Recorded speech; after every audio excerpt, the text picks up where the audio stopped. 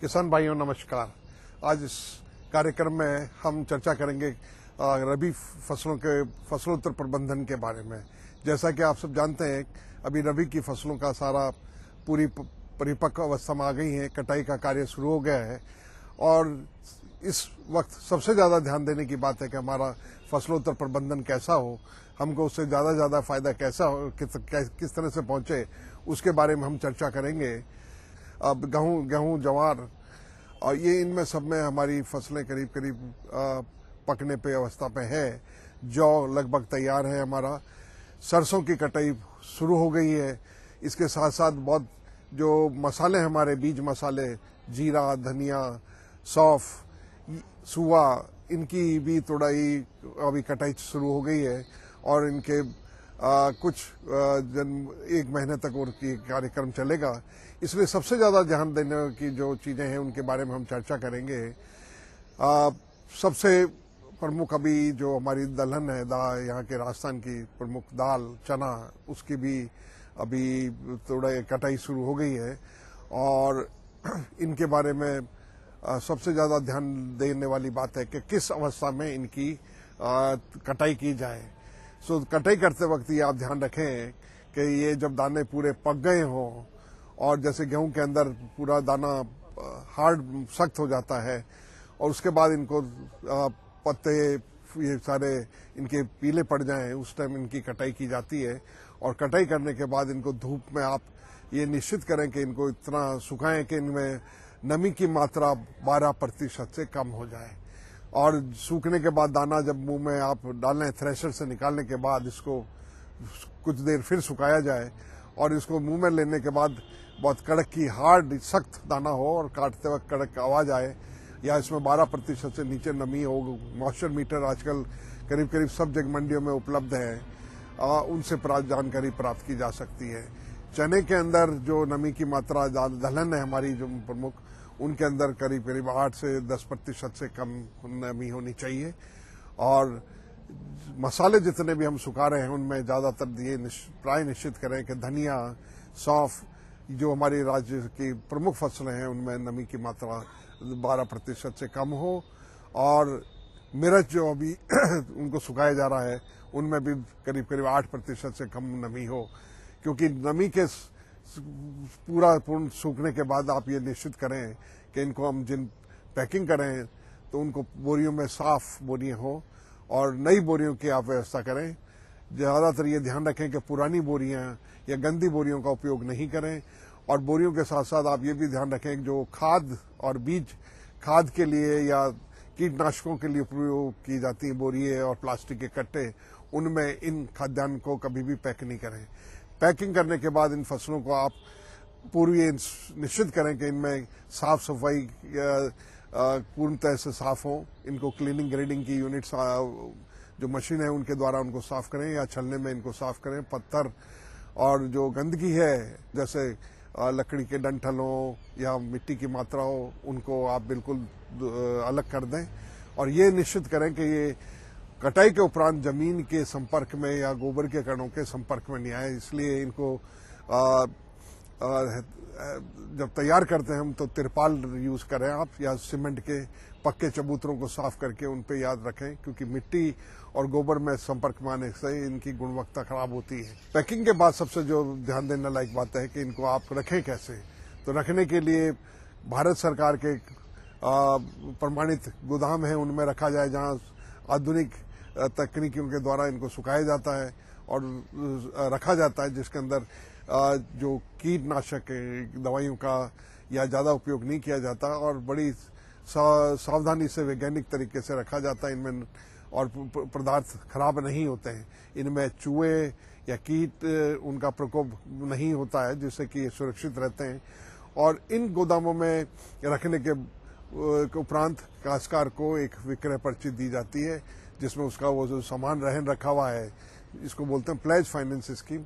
तो उस पर्ची के को लेके काश्तकार सीधा बाजार के बैंक में जाके अपना जो भी भाव है उस प्रचल उस वक्त का उसका 80% मूल्य की लागत का वो उसको तुरंत दे दिया जाता है। और उसमें गोदाम में रखने के बाद उनको गोदाम में रखे हुए खाद्यान्न के लिए भी अनुदान दिया जाता है। उसमें बहुत ही कम ब्याज पे वो रखा जाता है, जिससे कि काश्तकार को दो चीजों का फायदा होता है। एक तो बाजार में अगर अच्छे भाव नहीं हो तो सस्ती भाव में बेचने के से वो बच सकता है और इनमें गोदामों में रख सकता है। और दूसरा, काश्तकार को जितने समय तक अपने अच्छे भावों के लिए रखना हो वो उस फसल को लंबे समय तक प्रमाणित ग्रामीण गोदामों में या जो प्रमाणित गोदाम हैं खाद्यान्न के उनमें रख सकता है।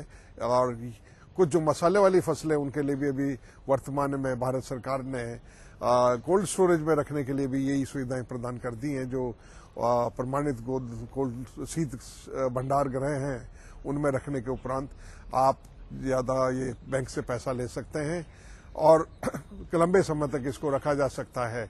इससे कि इन फसलों का रंग और सुगंध बनाए रखे को परिष्कृत किया जा सकता है और लंबे समय तक गुणवत्ता अच्छी रखी जा सकती है।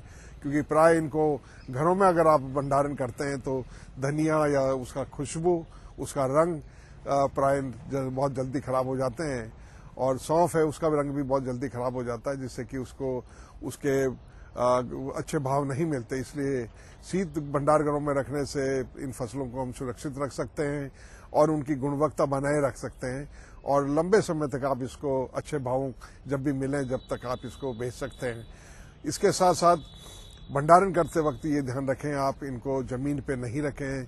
जमीन पे से ऊपर 6 इंच ऊपर लकड़ी के फंटे या ऐसे हवादार स्थान बनाएं जिससे कि नीचे से हवा का आवागमन बना रहे और दीवारों से करीब करीब 1 फीट ये दूर हो, क्योंकि इससे नमी की मात्रा ज्यादातर बढ़ती नहीं है और इनमें जो हमारा कृषि उत्पाद है उसके अंदर ज्यादातर नमी जब बढ़ेगी नहीं तो उसमें सुरक्षित रहेगा। अथवा प्राय ये देखा गया है कि काश्तकार बोरी में भर के अपने कमरे में रख देते हैं।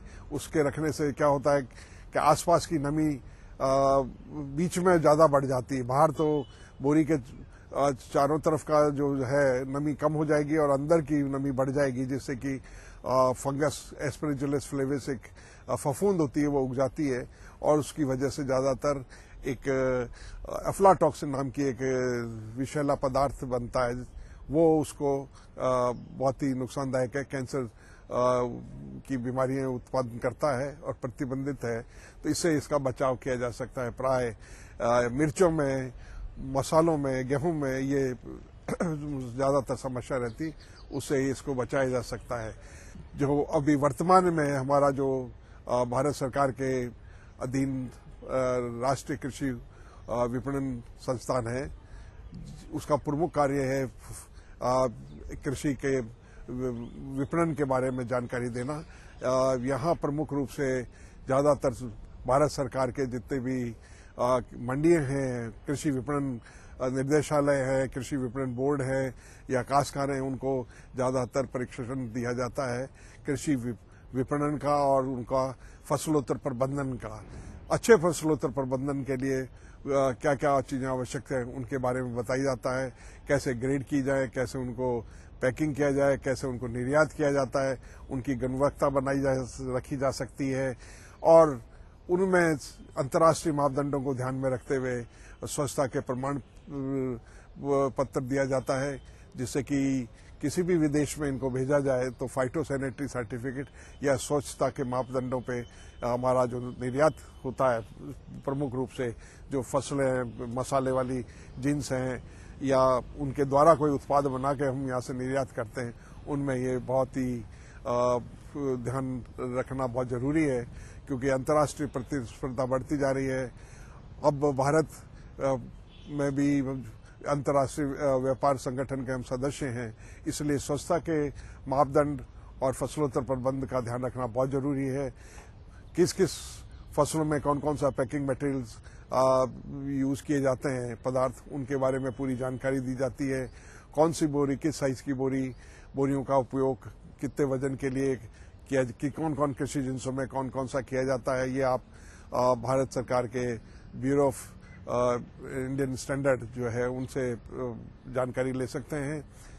और इसके साथ साथ हमारा यहाँ जो भी मूल्य वर्धन की जो जानकारी है वो भी हम देते हैं, कैसे आप अपनी कृषि जिनसों को अच्छी तरह तैयार करके बाजार में ले जाएं, मंडियों में कैसे उसको बेचे करें, किस वक्त उनको बेचा जाए, किस तरह से ज्यादा फायदा उठाया जाए, विपणन के साथ उनकी जो सूचनाएं हैं, बाजारी सूचनाओं को कैसे प्राप्त किया जाए, इंटरनेट के माध्यम से, रेडियो के माध्यम से, अखबारों में, और विशेष तौर से जो प्रमुख कुछ संस्थान हैं जो बार बार आपको बाजार की सूचनाओं की जानकारी देते हैं। इसमें एगमार्क नेट की एक वेबसाइट है जिसको आप देख सकते हैं। पूरे देश के भाव आपको बाजार में सारे कृषि जिनसों के आपको मिल जाएंगे। तो आप बेचने से पहले ये निश्चित कर सकते हैं कि उस खाद्य पदार्थ को, कृषि जिनसों को कहाँ बेचा जाए, किस समय बेचा जाए, जिससे कि उनका ज्यादा से ज्यादा लाभ उठाया जा सके। काश्तकार को एक अच्छे उत्पादन के साथ साथ बहुत जरूरी है कि एक नजर जो वो खेत पे रखता है, दूसरा वो बाजार पे रखे, क्योंकि बाजार में प्रचलित जो भी चीजें हैं वो सारा उसका कीमत का निर्धारित करती है। अगर काश्तकार ने बहुत अच्छा उत्पादन किया है, विपणन की उसको और फसलोत्तर की जानकारी नहीं है, उससे उसको बहुत ज्यादा हमारे यहाँ नुकसान होता है। तो अब समय आ गया है कि काश्तकार भाइयों को उत्पादन के साथ साथ फसलोत्तर प्रबंधन और कृषि विपणन की जानकारी होनी बहुत जरूरी है। और उन जानकारी के लिए वो कभी भी हमारे यहाँ संपर्क कर सकते हैं। चौधरी चरण सिंह राष्ट्रीय कृषि विपणन संस्था है, जयपुर में आधारित है, स्थापित है। नमस्कार, धन्यवाद।